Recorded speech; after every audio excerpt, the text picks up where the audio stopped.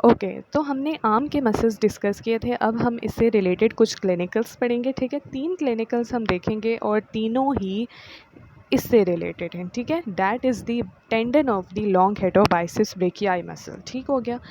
अब हमारे पास ये टेंडन, आप खुद इसको ऑब्ज़र्व करें तो ये इस पोजीशन पे है कि इसकी ज़्यादा वियर एंड टियर पॉसिबल हो सकती है, ठीक है।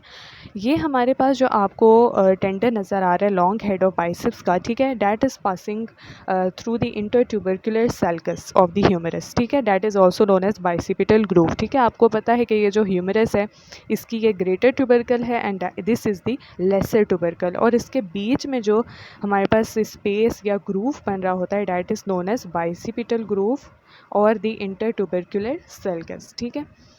तो ये हमारे पास जो long head of biceps brachii है ये अपनी एक साइनोवियल शीट में कवर्ड होता है, ठीक है, इस ग्रूव में, ठीक है। अगर मैं आपको यहाँ पे दिखाऊं, ठीक है, तो यहाँ अब आप देख सकते हैं कि ये हमारे पास ये जो आपको ग्रे कलर की नज़र आ रही है that is the synovial sheath, ठीक है। That is covering the tendon of long head of biceps brachii, ठीक है, और उसके ऊपर ये लिगामेंट जो है वो अटैच्ड है, ठीक है। अब क्या होता है हमारे पास कि फ़र्स्ट हमारा क्लिनिकल है बाइसेप्स टेंडनाइटिस का, ठीक है, टेंडनाइटिस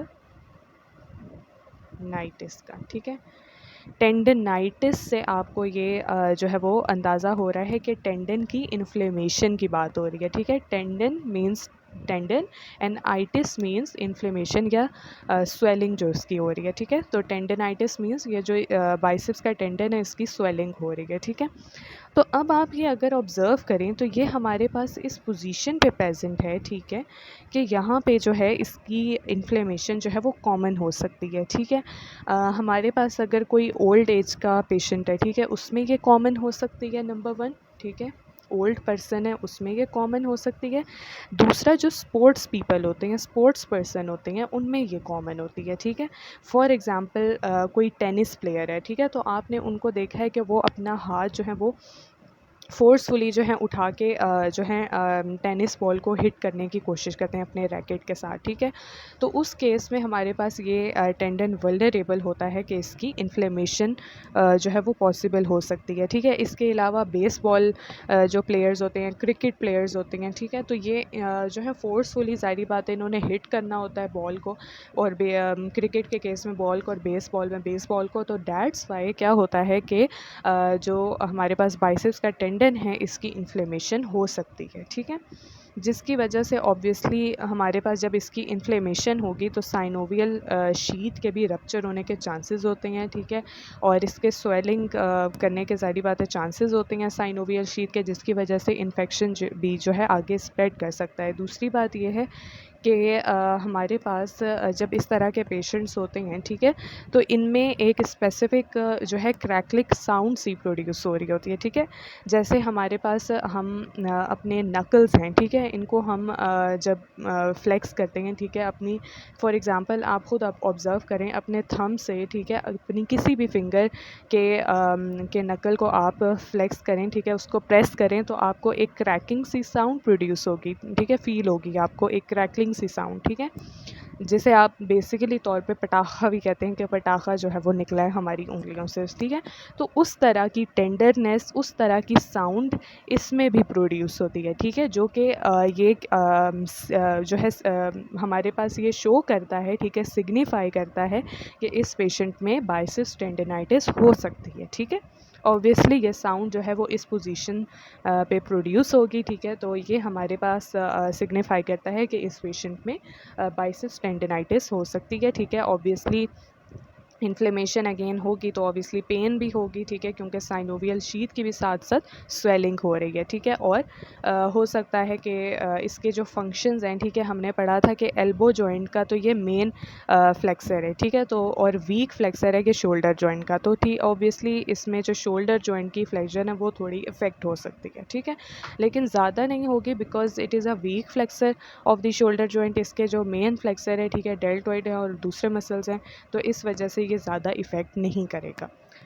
अच्छा, दूसरा इसी की वजह से दूसरी जो कंडीशन है clinical condition that is the dislocation of tendon of long head of biceps brachii, ठीक है। डिसलोकेशन ऑब्वियसली जब हमारे पास इसकी टेंडिनाइटिस हुई है, ठीक है, यानी कि इन्फ्लेमेशन हुई है, तो ये अपने इस ग्रूव से जो है वो फ्रीली मूव भी कर सकता है ऑब्वियसली, क्योंकि ये हमारे पास क्या हो गया, इन्फ्लेम्ड हो गया, ठीक है, स्वेल हो गया।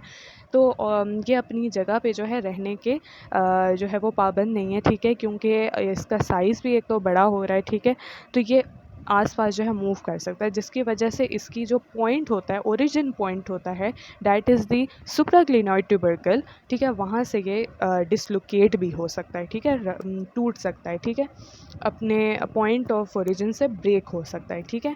तो इसकी मेन कॉज तो यही है कि बाइसेप्स की टेंडिनाइटिस हो, ठीक है, उसी की वजह से मेनली हम ये देखते हैं कि जो ओल्डर पर्सनस हैं, ठीक है, जिनमें हिस्ट्री होती है बाइसेप्स टेंडिनाइटिस की, उसमें ये डिसलोकेशन जो है वो देखी जाती है अक्सर तौर पे। इसके अलावा यंग पर्सनस में भी देखी जाती है, ठीक है, तो वो भी इसी वजह से होती है, या तो कि अगर कोई स्पोर्ट्स पर्सन है, ठीक है, उसका वो फोर्सफुल प्ले के दौरान, ठीक है, उसका टेंडनाइटिस हुई थी, तो उसकी वजह से ये डिसलोकेशन हो गई है, ठीक है।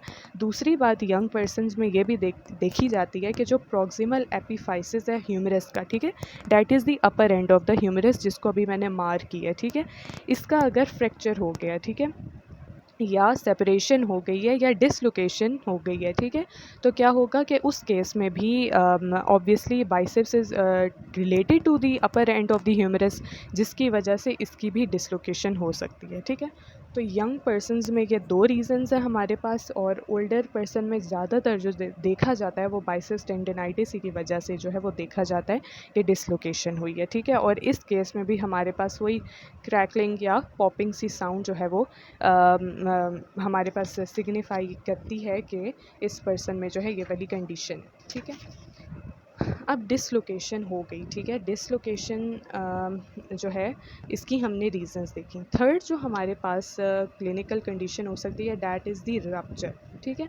अल्टीमेटली जब वो स्वेल हुआ है, ठीक है, इन्फ्लेम हुआ है ये, ठीक है, फॉर एग्जांपल पहले ये इतना था, ठीक है, जैसे कि डायग्राम में है, अब ये इतना हो गया, तो ऑब्वियसली इसका रप्चर भी पॉसिबल है, क्योंकि आप देखें कि इसके ऊपर ये लिगामेंट अटैच्ड है, ठीक है, और अभी ये सारे मसल्स नहीं है, ठीक है, वरना यहाँ पे हमारे पास वो डेल्टॉइड का मसल भी होता है, ठीक है। तो इस तरह से ये रिस्ट्रिक्टेड है, मूव तो नहीं कर सकता ना, जिसकी वजह से इसका रप्चर भी पॉसिबल है, ठीक है।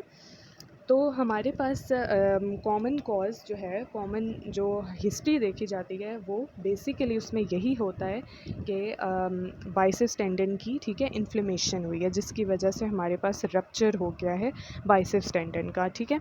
और इसके अलावा ये भी देखा जाता है कि जो वेट लिफ्टर्स होते हैं, ठीक है, आपको पता है कि वो वेट लिफ्टिंग करते हैं, ठीक है, ज़्यादा अगर वेट लिफ्टिंग करेंगे, ठीक है, एक्सेसिव रेजिस्टेंस के ख़िलाफ़ अगर वो फोर्सफुल फ्लेक्शन कर रहे हैं आर्म की, तो इस केस में भी हमारे पास जो बाइसेप्स टेंडन है उसका रप्चर हो सकता है, ठीक है। एक हद तक अगर वो वेट लिफ्टिंग कर रहे हैं, ठीक है, फॉर एग्ज़ाम्पल 100 kg का वेट वो उठाते हैं, ठीक है, तो ऑब्वियसली उनमें जो है, ठीक है, वो लिमिटेड है उनकी कैपेसिटी के हिसाब से है, ठीक है। लेकिन अगर वो 500 kg का वेट जो है वो, मैं एग्जांपल दे रही हूँ, that is the ideal situation, ठीक है, 500 kg का वो वेट पुट ऑन कर रही हूँ, अगर 500 kg का वो वेट उठा रहा है, ठीक है, वेट लिफ्ट कर रहा है, ठीक है, तो हमारे पास एक्सेसिव रेजिस्टेंस के ख़िलाफ़ वो फोर्सफुल फ्लेक्शन कर रहा है ना, तो उसकी वजह से क्या होगा कि अल्टीमेटली ये जो बाइसेप्स का टेंडन है ये रप्चर हो जाएगा, ठीक है, अपने पॉइंट से जो है वो ब्रेक होगा, रप्चर हो जाएगा, और ये साइनोवियल शीथ भी इसकी रप्चर हो जाएगी, ठीक है, और ये जो है वो फर्दर काम करने के काबिल नहीं होगा। इसके अलावा वही है कि स्पोर्ट्स मैन पर्सन में भी ये कॉमन है, ठीक है, जो कि हमारे पास बेसबॉल पिचर्स हैं, ठीक है, बेसबॉल प्लेयर्स हैं, इसके अलावा स्विमर्स हैं, ठीक है, स्विमर्स में भी आप देखते हैं कि फोर्सफुल वो फ्लेक्शन कर रहे होते हैं आर्म की, यूँ मूव कर रहे होते हैं आर्म को पानी में प्रोपेल करने के लिए, ठीक है, जिसकी वजह से क्या होता है कि उनमें भी देखा गया है कि रप्चर जो है वो टेंडन का हो सकता है, ठीक है। और इस केस में भी हमारे पास अगेन वही जो स्नैप या पॉप है या क्रैकलिंग साउंड है वो प्रोड्यूस होगी, ठीक है। अच्छा, और इस केस में एक जो इम्पॉर्टेंट बात है, ठीक है, रप्चर के केस में एक इम्पॉर्टेंट बात होती है कि जो रप्चरिंग के बाद ये जो हमारे पास डिटैच्ड मसल होता है, ठीक है, ठीक है, यहाँ से ये रप्चर हो गया, ठीक है, यहाँ से ये रप्चर हो गया इस पॉइंट से। तो अब क्या होगा कि ये ज़ाहिर बात है कि मसल डीटैच हो गया ना, ठीक है। तो डीटैच होने के बाद क्या होगा कि ये सेंटर में हमारे पास जो distal part of interior aspect है आर्म का, यानी इस पॉइंट पे, ठीक है, एक जो है वो बॉल सी बना लेगा। ज़ाहिर बात है कि ये मसल जो है एक तरफ को इकट्ठा हो जाएगा, ठीक है, अपने ओरिजिन से तो ये कट गया है, ठीक है, तो ये यहाँ पे इस तरफ जो है इकट्ठा होके एक बॉल सी बना लेगा, ठीक है, जो कि प्रोमिनेंट होगी जब ऐसे पेशेंट जो है वो फ्लेक्शन करेंगे, ठीक है। जब वो फ्लेक्शन करेंगे तो ये बॉल जो है वो प्रोमिनेंट हो जाएगी, जिससे ये पता चलेगा कि इसका जो है रप्चर हुआ है। दूसरा कि क्रैकलिंग साउंड भी वो प्रोड्यूस होगी, ठीक है। तो इसको हम स्पेसिफिक एक नाम देते हैं, that is known as the Popeye deformity, Popeye deformity, ठीक है। ठीक है, आपने बचपन में पोपॉय द सेलर मैन सब ने कार्टून देखे हुए हैं, जो वो स्पिनच खाता है, ठीक है, तो उसके मसल्स जो हैं वो बन जाते हैं, ठीक है। तो इसी तरह की कैरेक्टरिस्टिक जो हमारे पास ऐसे पेशेंट्स होंगे, ठीक है, उसमें एक बॉल सा फॉर्म होगी जब वो अपने आर्म को जो है एल्बो को फ्लेक्स करेंगे, ठीक है। तो इस वजह से इसको हम नाम देते हैं पोपॉय डिफॉर्मिटी। ठीक हो गया। तो ये हमारे पास कुछ क्लिनिकल्स थे। कौन कौन से क्लिनिकल्स थे? टेंडनाइटिस, ठीक है, dislocation and rupture of tendon of long head of biceps brachii, ठीक है। सिर्फ आपने इसकी पोजीशन जो है वो याद रखनी है, क्योंकि पोजीशन इस तरह की है कि बाइसिपिटल ग्रूव से ये हो कि इतना लॉन्ग टेंडन जो है वो ट्रैवल करके आ रहा है, तो इस वजह से ये वल्नरेबल है टू ऑल दीज क्लिनिकल, ठीक है, बेसिस से। तो ये हमारे पास तीनों ही इंटरलिंक्ड हैं आपस में, और जो मेन चीज़ है डैट इज़ दी टेंडनाइटिस, ठीक है।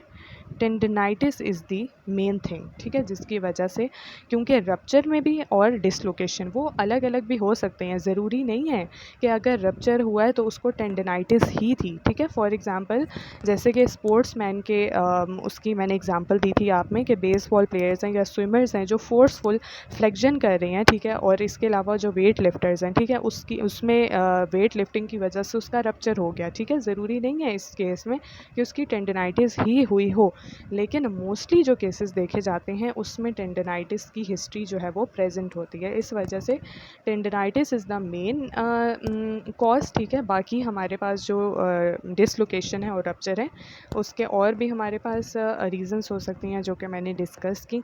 सो that was all about the clinicals related to the arm.